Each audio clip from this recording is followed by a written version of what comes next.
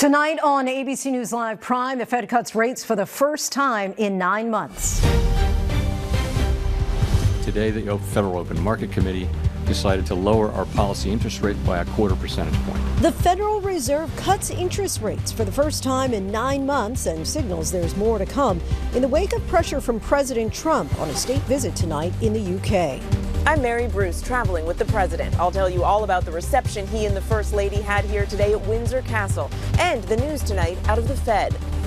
Multiple police officers shot in Pennsylvania. Police race to the scene as schools and residents are told to shelter in place. The gunman opening fire on law enforcement. What we're now learning about the suspect. Fireworks today on Capitol Hill. Dramatic testimony from the former head of the CDC says she was abruptly fired by Health Secretary Robert F. Kennedy Jr. after less than a month on the job for refusing to rubber stamp new recommendations for the childhood vaccine schedule, despite a lack of evidence or data.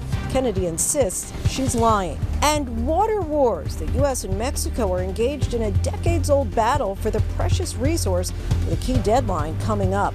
Farmers at our southern border say Mexico is not holding up its end of the deal, putting their livelihoods at stake. While this is playing out in the Rio Grande Valley, what happens there could have major implications for us all.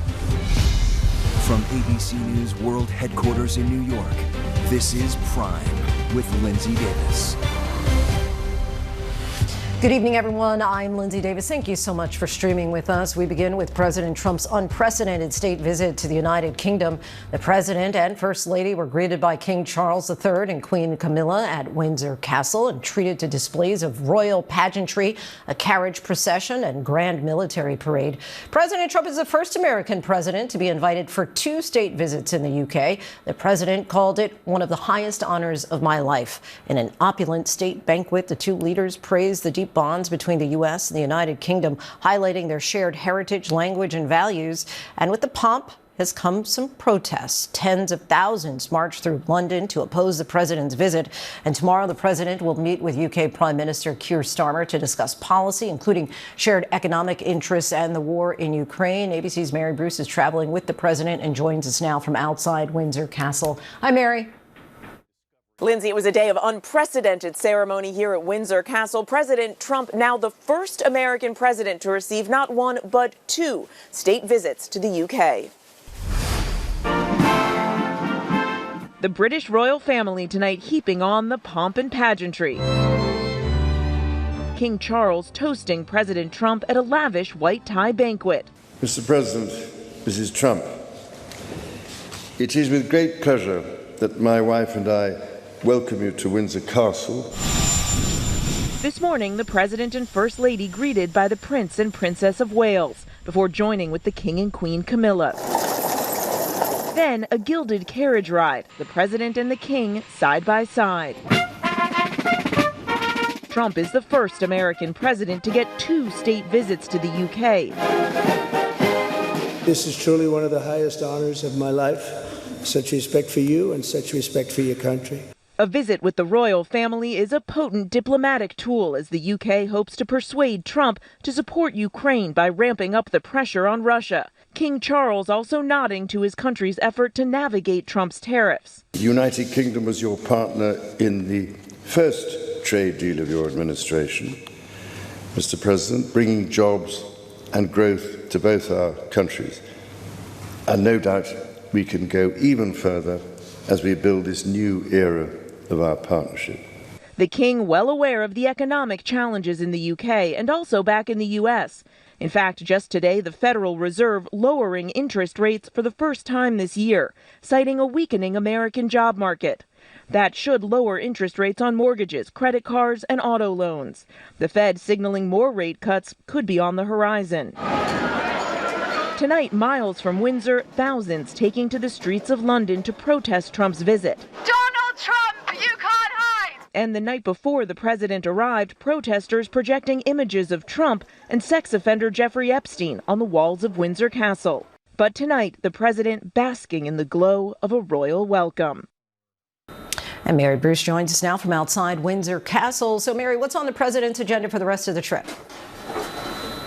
Well, Linsey, if today was all about pageantry, tomorrow turns to policy. The president will sit down with Prime Minister Keir Starmer for a meeting where they're expected to discuss the economy and trade and, of course, the war in Ukraine. Linsey. Mary Bruce Forrest, thanks so much. Next tonight, to the private turmoil inside the CDC playing out for the country to see on Capitol Hill. The former CDC director testified today about why she says she spent only 29 days on the job. Democrats and Republicans alike on the Hill raised concerns during a hearing about just why she was fired. Jay O'Brien reports from Capitol Hill. Tonight, former CDC Director Susan Menares testifying Health Secretary Robert F. Kennedy Jr. fired her less than a month after she was sworn in because she refused his order to pre-approve new recommendations for childhood vaccines before they were even written. I could have stayed silent, agreed to the demands. I could have kept the office, the title, but I would have lost the one thing that cannot be replaced, my integrity. Kennedy insisting Menares is lying. I told her that she had to resign because I asked her, are you a trustworthy person? And she said no. So today, Menares describing an August meeting where she says an angry Kennedy ordered her to rubber stamp a new schedule for which vaccines children should receive, to be compiled by a CDC panel he had filled with vaccine skeptics. I said I cannot sign off on something before I see the data and the evidence. And he said and elaborated on this for some period of time, that there is no data and evidence, there is no science, and that I needed to commit to signing off on each and every one of those recommendations. And if I could not commit to that, I needed to resign. Republican Senator Bill Cassidy, a doctor, going back at that claim. Did Kennedy really want to change the childhood vaccine schedule without any research? To be clear, he said there was not science or data, but that you still expected you to change the schedule. Correct. After the hearing, Cassidy, who's also a doctor, with this stark warning about Kennedy's hand-picked vaccine panel. If the vaccine advisory panel makes recommendations to change the childhood vaccine schedule, should the American people have confidence in that decision? No. Jay O'Brien joins us now from Capitol Hill. Jay, what comes next for that CDC vaccine committee? Yeah, that overhauled CDC panel, Linsey, will meet tomorrow for a two-day marathon session to weigh recommendations on a number of vaccines, covering everything from measles to hepatitis B to COVID. Menares testified today that she is nervous about what they will determine. And tonight, HHS is attacking Menares after her testimony, claiming that she was fired because she, quote, acted maliciously to undermine the president's agenda. Linsey. Jay O'Brien from the Hill for us tonight. Thanks so much, Jay. Today, authorities responded to reports of multiple police officers shot in York County, Pennsylvania, about an hour outside Lancaster. And there is late word coming in that at least 3 officers are dead. ABC News learning that police were serving a warrant when the gunman opened fire. We also have news about the suspect tonight. Schools and residents were told to shelter in place. Governor Josh Shapiro was on the scene. Here's Whit Johnson. Tonight, a swarm of law enforcement descending on this Pennsylvania neighborhood an hour outside Harrisburg, after multiple officers were shot and at least 3 were killed while serving a warrant. Count of officers down, please. We have 1 officer down. At least 2 officers transported to a nearby hospital. Emergency crews seen here loading a person into a medevac helicopter. The hospital saying both are in serious condition, adding that they've enhanced their security protocols. The first emergency calls coming in just after 2 this afternoon. Shots fired in a rural area in North Codorus Township. We're going to have another officer that's going to be ground transported. Nearby residents and schools told to shelter in place. Dave Miller lives across the street. I heard the gunshots, many gunshots, and I saw an officer go down on the road. Pennsylvania Governor Josh Shapiro joining authorities. This is an absolutely tragic and devastating day for York County and for the entire Commonwealth of Pennsylvania. We grieve for the loss of life, for 3 precious souls who served this county, served this Commonwealth, and served this country. Whit Johnson joins us now. Whit, it sounds like local officials are getting some help tonight. Yes, Lindsay, that's right. They're getting some help from the FBI on the ground there in Pennsylvania. And also the Department of Homeland Security says they're monitoring this tragic attack. And late today, authorities have now confirmed the shooter is dead. Lindsay? All right, Whit Johnson for us. Thanks so much, Whit. Next tonight, for the second day in a row, FBI Director Kash Patel testified during an explosive hearing involving the Jeffrey Epstein files and his handling of the case. Patel lashed out at Democrats, claiming he's never spoken to President Trump about the documents. We have Democrat Jerry Nadler, who is in that hearing today, standing by. But first, our Chief Justice correspondent Pierre Thomas reports. FBI Director Kash Patel back on the Hill, facing House Democrats laser-focused on his handling of the Epstein files. Did you ever tell Donald Trump his name is in the files? I have never spoken to President Trump about the Epstein files. Democrats trying to tie President Trump to the files. Did you tell the Attorney General that Donald Trump's name is in the Epstein files? The question has been asked and answered.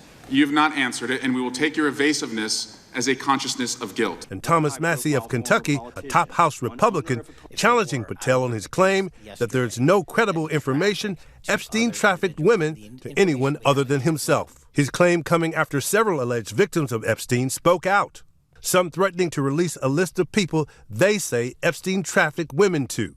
Have you reviewed those 302 documents where the victims name the people who victimized them?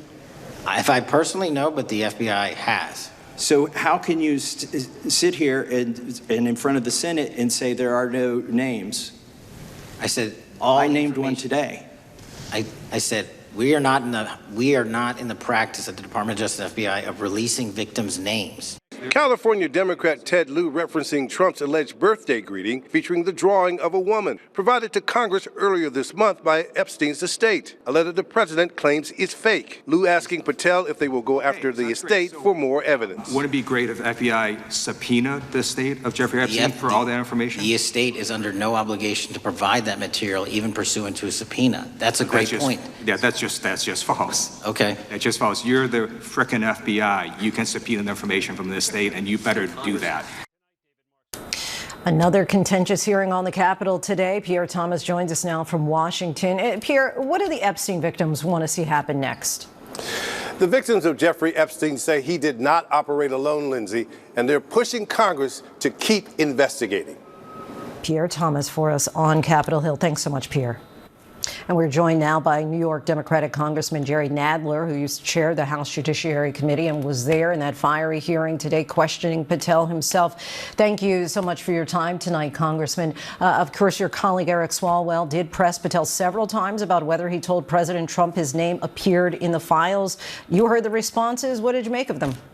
I don't believe a word he says. I mean, all day he was evading questions. He was refusing to answer direct yes or no questions with a yes or a no. He was making speeches that were irrelevant to the questions. And even when confronted with that picture, he said, well, that's not the president's signature. Well, everybody knows that's the president's signature. So he was a total liar. And he said you couldn't, well, you just heard, he said you couldn't subpoena, the FBI couldn't subpoena the material. Of course it can. He said at one point that they were under court order not to release some of the material, but that court order would be removed upon request. So he was totally evasive. He was just trying to be evasive and lie in the service of President Trump. Of course, President Biden was in office for 4 years. Do you feel that Democrats have any regret at all for not pushing for the release of the files while Biden was in charge? I don't know. I don't think it was an issue then. Well, actually, yeah, I do. Those women deserved the files. I don't know if they had come forward then, but if they had, then we should have pushed. In your questioning of FBI Director Patel, you asked about the assassination of Charlie Kirk and possible efforts by the administration to target liberal groups, monitor speech, and revoke visas. Patel said nobody at the FBI is doing that. Did the FBI do a good job responding to the shooting last week? Well, I don't know what the FBI did. The shooter was caught not because of the FBI's efforts, but because the shooter's parents turned him in. So I don't know that the FBI had much to do with that. Before you go, you recently announced that you would not seek re-election next year. You said watching the Biden thing really said something about the necessity for generational change in the party, and I think I want to respect that. Roughly 80 House members are 70 or older. There's just one in their 20s. Does your party need more young voices at the forefront? Well, I think there's always a need for generational change. For me, I figured this was the end of I will have served at the end of next year for 50 years in public office. I'll be 79 years old. It'll still give me time to do something else. I don't know what yet. And the party can use some new members. New members and potentially younger members? Well, that's what I meant, yes. Okay. Just a curious question in this climate. What keeps you up at night, if there is something? What keeps me up at night is two things. One, President Trump is attacking every institution that we have. You've got a completely compliant Congress, a completely compliant Supreme Court. He is he's rapidly establishing all the preconditions for a fascist state. You read books on the establishment of fascist states. He's going faster than other authoritarians have. That's one of the two things that's keeping me up at night. The other thing is Bobby Kennedy Jr. He's destroying the public health of the country, and also they're destroying the war on cancer. They killed the war on cancer that we've been doing for 20 years, actually since Nixon, and in 6 months they've destroyed it. New York Congressman Jerry Nadler, we so appreciate your time. Thank you. You're quite welcome. Now to the alleged shooter in the Charlie Kirk killing. We're learning more about those final hours before he was taken into custody. Here's our chief investigative correspondent, Aaron Katursky. Tonight, new details on how authorities say a 33-hour manhunt ended with the surrender of Charlie Kirk's suspected killer. Late today, a Utah sheriff described the chilling phone call he received from a retired detective who was a friend of Tyler Robinson's family. I couldn't fathom what actually came out of his mouth. So he said, hey, I know who Charlie Kirk's shooter is. The sheriff said that retired detective, along with the suspect's parents, helped convince Robinson to turn himself in. He knew he was going to get caught. He didn't want a big SWAT team hitting his parents' house or his apartment. He was truly fearful of being shot by law enforcement. After negotiating his surrender, police say that retired detective drove the suspect and his parents to the sheriff's office, where they waited for lead investigators to arrive. He was sitting on a very comfortable couch with a water bottle in his hand, not restrained. He was again, cooperative, somber, quiet. The suspect is now facing 7 charges, including aggravated murder, which carries the possibility of the death penalty. And tonight, praise for that former detective who helped get him into custody. He deserves full credit. They trusted that they could go to this individual and he could contact me directly. Tonight, Linsey, marks 1 week since Charlie Kirk was shot. Classes at Utah Valley University resumed today, and Governor Spencer Cox joined a prayer circle encouraging students to help heal a fractured country. Linsey? Aaron, thank you. The FBI is now looking into the death of a 21-year-old after he was found dead hanging from a tree at Delta State University in Mississippi. Campus police say the body of Trey Reed, a black student, was discovered by staff members on Monday morning. Delta State police said today that they have ruled out foul play. However, civil rights attorney Ben Crump, who is now representing Reed's family, is asking for more transparency. Tonight, we're learning more about a tense exchange between air traffic control and a Spirit Airlines flight traveling a bit too close to Air Force One. Radio calls repeatedly warned the pilot to turn away from the president's 747. The pilot was scolded and told to, quote, pay attention and get off the iPad. Here's Stephanie Ramos. Tonight, an air traffic controller heard scolding a Spirit Airlines pilot to pay attention, concerned the passenger plane was on a possible converging path with Air Force One. Spirit Wings 1300, turn 20 degrees right immediately. Pay attention. Controllers ordering the Spirit pilots to change course. I got to talk to you twice every time. Pay attention. Get off the iPad. The commercial jet roughly 8 miles from Air Force One over Long Island, according to air traffic audio. The Spirit flight traveling from Fort Lauderdale to Boston yesterday morning. Spirit 1300, traffic's off your left wing by 8 miles, 747. I'm sure you can see who it is. Air Force One had just taken off from Joint Base Andrews, carrying the president and first lady to London for their state visit. Air Force One and the Spirit aircraft were at the same altitude. The Spirit jet didn't answer 4 times after they'd been called by air traffic control. So they had every right to be angry with the Spirit aircraft. Spirit Airlines stating the flight followed procedures and air traffic control instructions and landed uneventfully, adding safety is always our top priority. Linsey, air traffic control tries to maintain a wide buffer around Air Force One. The FAA tonight says required separation was maintained.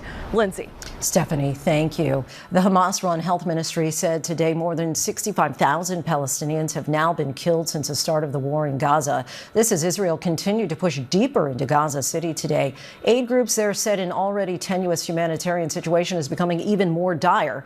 According to the IDF, 400,000 people have evacuated the city, leaving another 600,000 or so Palestinians behind. And Israel said it destroyed 25 high-rises yesterday in Gaza City. It claims Hamas was using a sniper's nest. Our foreign correspondent Tom Suvi-Burridge reports from Tel Aviv. Tom? Hey, Lindsay. Yeah, we're seeing a steady stream of people and vehicles moving south away from Gaza City, where the IDF is ramping up its military operations and where we still believe hundreds of thousands of Palestinians are situated. We've been speaking to a New York doctor who's currently volunteering in Gaza, and he's warning the situation could get much worse. As soon as the winter starts to set in and the water starts running freely, you're going to see a lot more communicable diseases, especially things like diarrhea, waterborne illnesses like diarrhea. If the wintertime comes in, you'll see more respiratory illnesses. And this situation is just going to get worse and worse because people are chronically malnourished. So they not only can't fight off any diseases, but it's almost impossible for them to heal adequately. Lindsay, we've also been speaking to Idit Ochel. She's the mother of Alon Ochel. He's one of the 20 or so living hostages still being held in Gaza today. She thinks there's a chance he could be being held in Gaza City, and she's fearful about what this new offensive could mean. I'm not a military strategist. I'm definitely not a politician. I'm just Alon's mother. And I'm very worried about the war and the military pressure on Hamas because my son is in there and I want him come home alive. And Lindsay, there have been more protests tonight by families of the hostages outside Prime Minister Netanyahu's residency in Jerusalem. The IDF is saying this new ground offensive could take months. Lindsay? Tom, thank you. Now to the famous singer and the disturbing discovery of a body found in the trunk of his car, now identified as a 15-year-old girl who'd been missing for more than a year and a half. Here's Trevor Ault. Tonight, the Los Angeles Medical Examiner says the human remains they say were found in the trunk of a popular singer's Tesla have been identified as 15-year-old Celeste Rivas, who's been missing for a year and a half. Police made the grisly discovery last Monday. They say the Tesla was registered to 20-year-old David Burke, who performs under the name David. The car had been abandoned in the Hollywood Hills. It was banged up and kept moving from one place to other place within a couple of blocks from here. Workers at this tow yard noticed an odor coming from the front trunk, which turned out to be decomposing remains. David is in the midst of a nationwide tour and was scheduled to perform tonight in Seattle. That show has now been canceled. The medical examiner says the victim had a tattoo on her right index finger reading "shh." While that tattoo isn't uncommon, David is believed to have had the same tattoo in the same place on his finger. Lindsay, the medical examiner is still trying to determine the cause and timing of this teenager's death. That Tesla she was found in was not reported stolen, and there's still been no comment from the singer on the case. Lindsay? Trevor, thank you. Democrat X.P. Lee last night won the Minnesota House special election to fill the seat of assassinated state legislator Melissa Hortman. Lee's victory restores a 67-67 deadlock in the Minnesota State House. Democratic National Committee Chair Ken Martin said that Lee's commitment to expanding access to education, affordable health care, and good-paying jobs honors the legacy of Melissa Hortman. Still ahead, the Fed just cut interest rates for the first time this year. What that means for your finances. Plus, in tonight's Prime Focus, we take you to the Rio Grande Valley along Texas's southern border, where a battle for water is at a breaking point. Farmers there say Mexico is withholding much-needed water from a shared resource, which will impact the availability of food for Americans. Why aren't we talking about it more? We've been talking about it for decades down here. Unfortunately, it hasn't ever risen to the ranks of being a national story. Why aren't we doing more? We're dying. We're withering. Our businesses are falling apart. And what one well-trained dog did in the middle of being rescued from a house fire.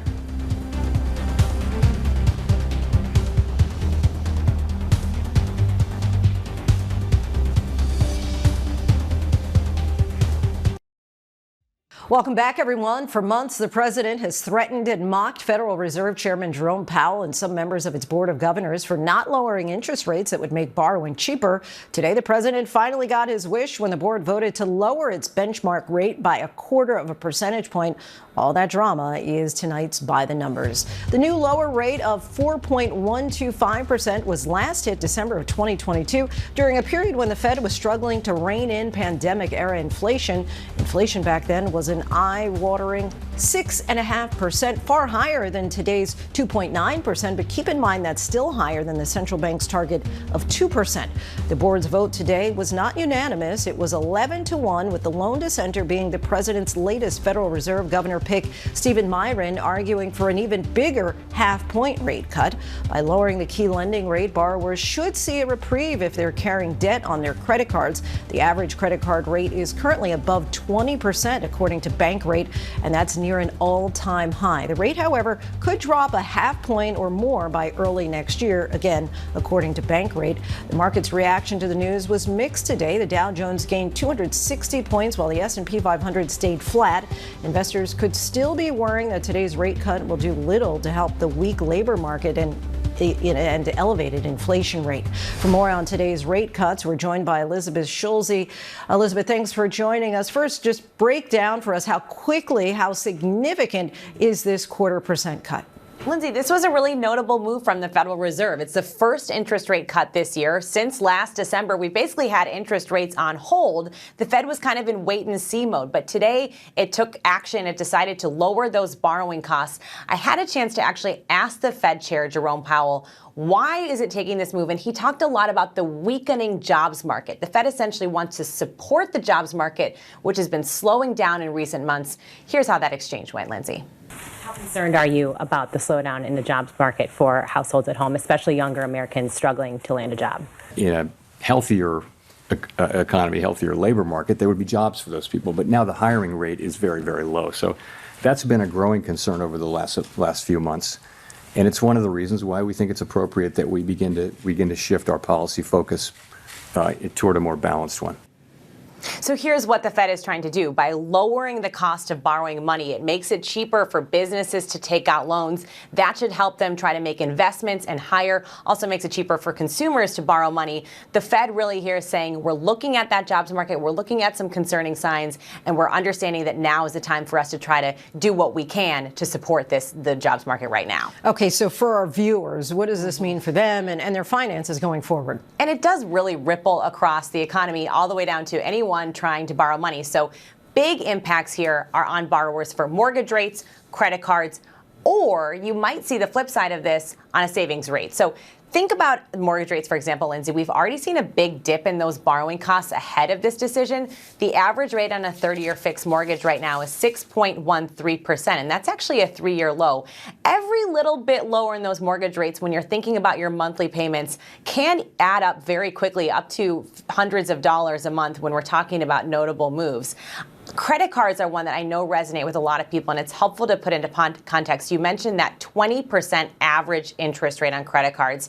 Think about this if you're carrying a $5,000 balance on your card, which is pretty close to the average a lot of people are carrying. If you're only making minimum payments, Linsey, at these current rates, you are going to end up paying almost $7,000 just in interest. So this does add up.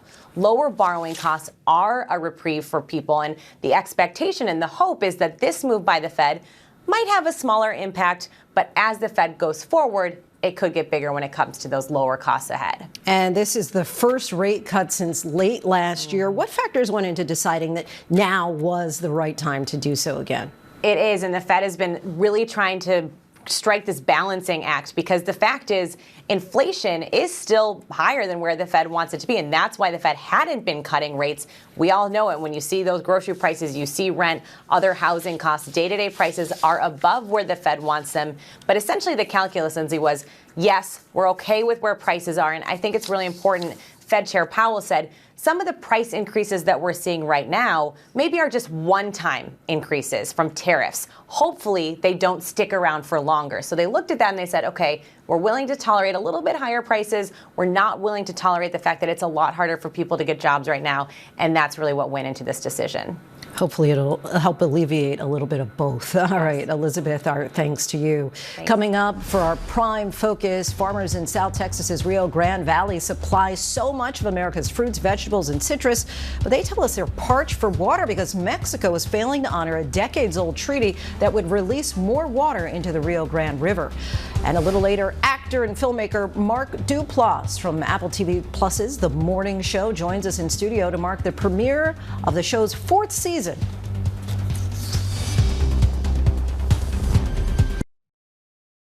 Next tonight, to a fight over something we all need to survive, water. The U.S. and Mexico are engaged in a decades-old battle for the precious resource, with a key deadline coming up in just a few days.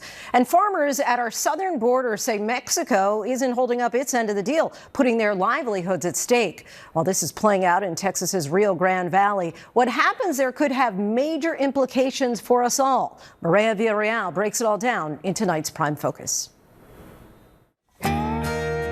The Rio Grande Valley along the South Texas border, once nicknamed the Magic Valley, was a place of rich soil that allowed for year-round farming.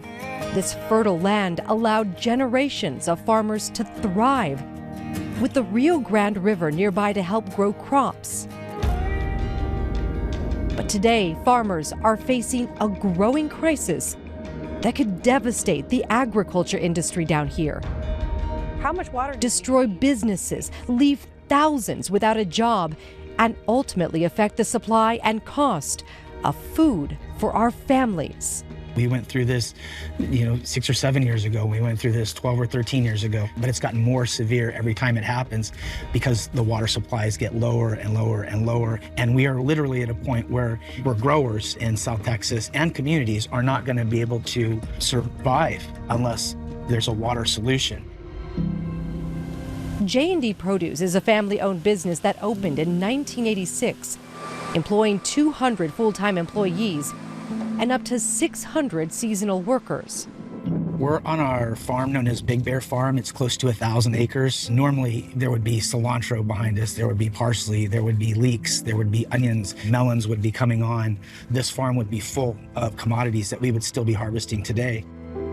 Agriculture is the dominant industry contributing to the economy here. And farmers say they are reaching a breaking point, in dire need of water. If you like to eat fruits and vegetables that are grown in the United States, this is a reason to care, because we're losing fruit and vegetable production in Texas. That means that they're probably going to pay more for those products, or there's going to be less of that product available, or you're going to have to say, I'm okay with having Mexican-grown onions instead of Texas-grown onions, or instead of, Georgia-grown onions or Florida-grown onions. Big regional retailers across the country is our primary customer base. So safe to say that the produce, the agriculture that you guys are growing and harvesting here, yes, eventually will end up on our tables. That's correct.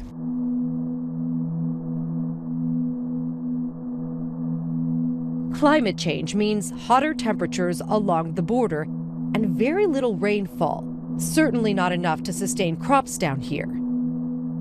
The Rio Grande River is the only source of fresh water for irrigation purposes in South Texas, but it's a shared resource with Mexico.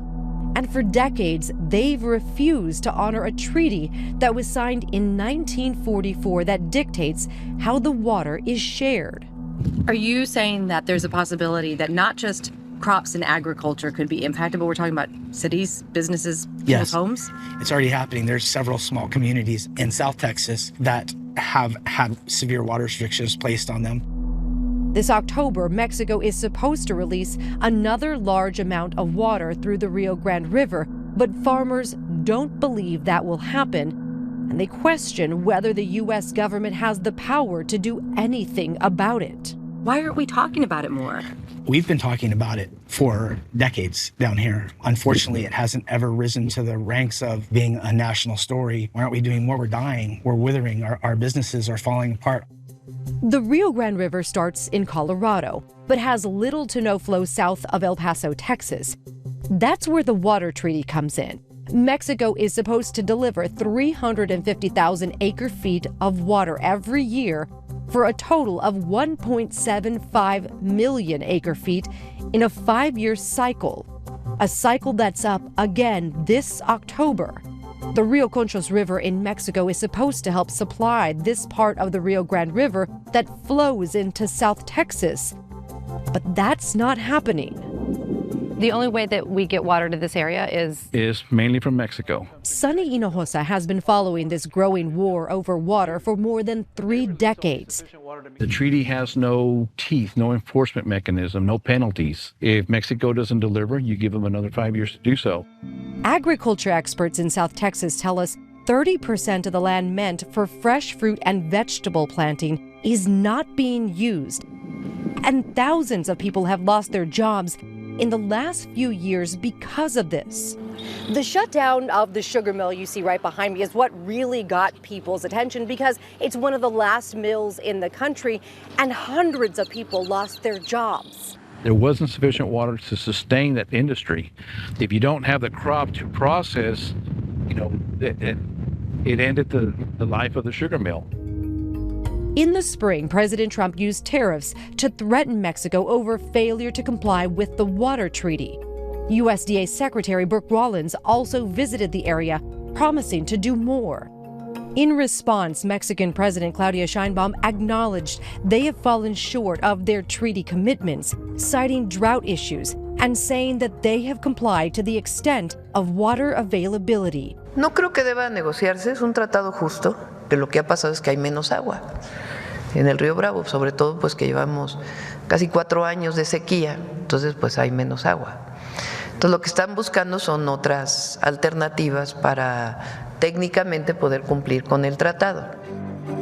Over the summer, Mexico did release some water, but experts say it's a trivial amount in comparison to what they should deliver, leaving many to believe the magic here in South Texas is truly at risk of disappearing. You wait till October when that water is, quote unquote, due for Mexico?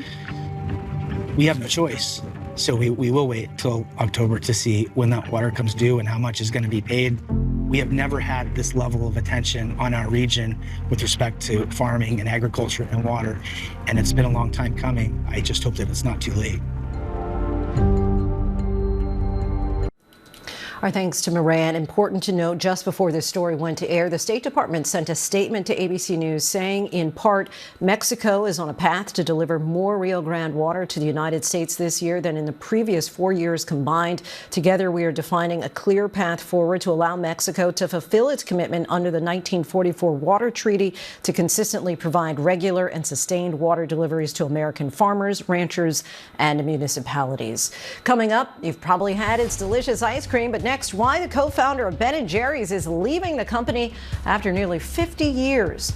And it's a bird, it's a plane. It's Shohei Ohtani, the latest groundbreaking milestone from the Dodgers' very own Superman.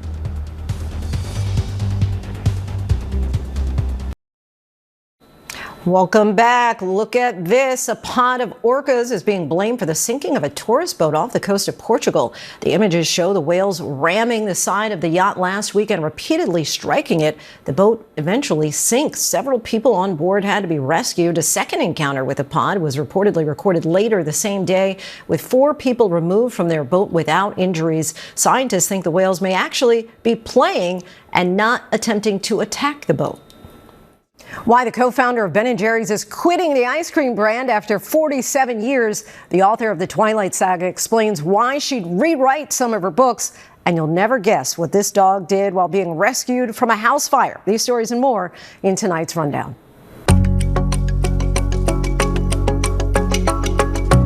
A dog trapped in a house fire led his rescuer to something that would come in handy, his leash. Police and firefighters responded to a home in flames in Aurora, Illinois, unsure if anyone was inside. Officers forced entry and found a 4-year-old terrier named Oakley behind a pet gate.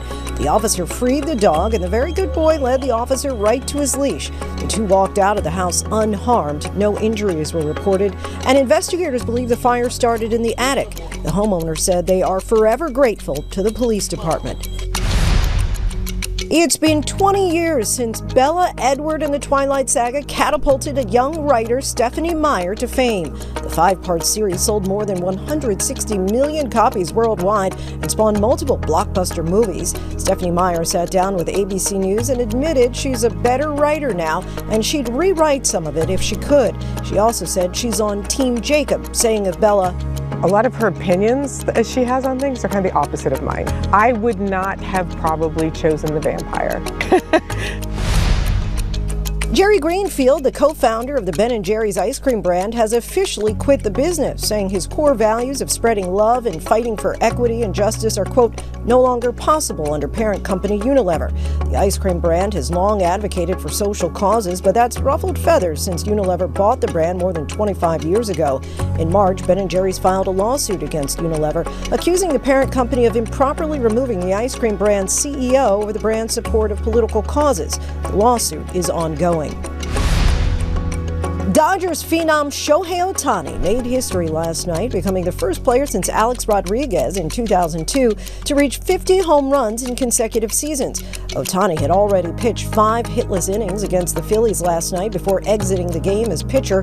The dual-threat player then turned his attention to the batter's box, registering 2 hits, including the record-setting home run.